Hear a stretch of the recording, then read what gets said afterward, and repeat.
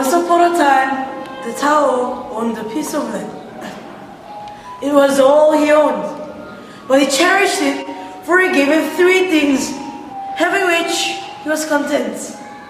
Life, first of all, and liberty and happiness. Then one day, the Spaniard came and commanded him to pay tribute to the crown of Spain. The Tao paid tribute, and he was silent. He was certain that he was still the master of his land.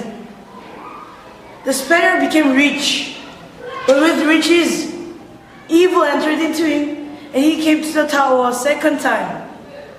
He read to the Tao a formidable document saying, according to this Decreto Real, which unfortunately you cannot read, this that you have been paying me is not tribute, but rent, for the land is not yours, but mine. The Tao paid tribute and said nothing. He ceased to be a free man. He became a serf. Still the Tao held his peace. The rent went up and up. The Tao starved. At this time, at last he spoke, not in words, but with the rustic instruments with which he cleared the land, once his own, the bolo. He transformed it from an instrument of tillage to an instrument of death, and with it drove away the stranger. Then he returned to his field, saying, now indeed, shall I again be master of this land? Once my own, but stolen from me by the trickery of quicker, it's the mine. But the Tao was wrong, for the land had another master. This time, not a stranger, but his own countryman grown rich. The Tao had a new name, Kasama, which to us means partner, but which the Tao means still a slave. For once more, he suffered from his countrymen the same things he had suffered from the stranger. The rent, the usury, and all the rest of it. No wonder that the Tao, being a slave, has acquired the habits of a slave.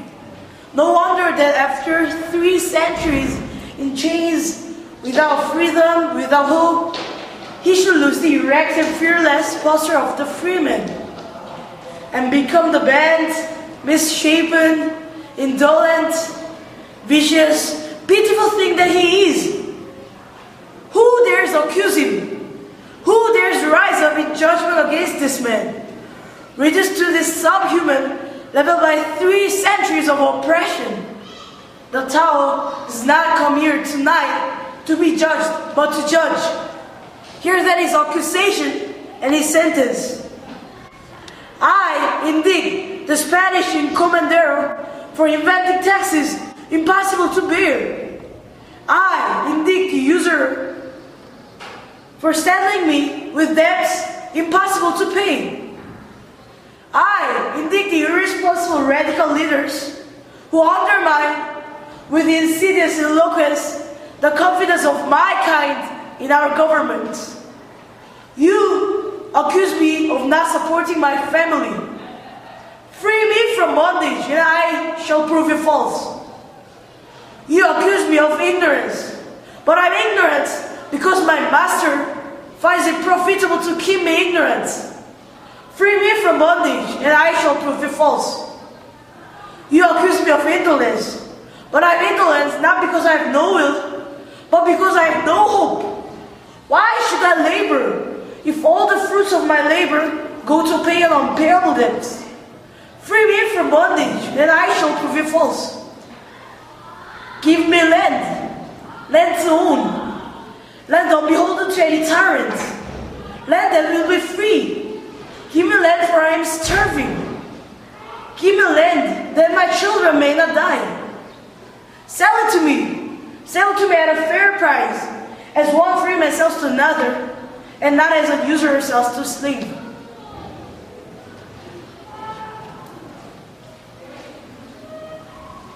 I am poor, but I will pay it. I will work until I fall from weariness for my privilege. for my inalienable right to be free.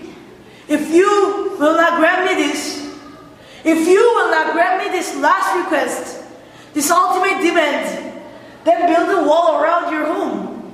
Build it high, build it strong. Place a sentry on every parapet. For I, who have been silent these 300 years, will come in the night when you are feasting with my cry and my bolo at your door. And may God have mercy on your soul.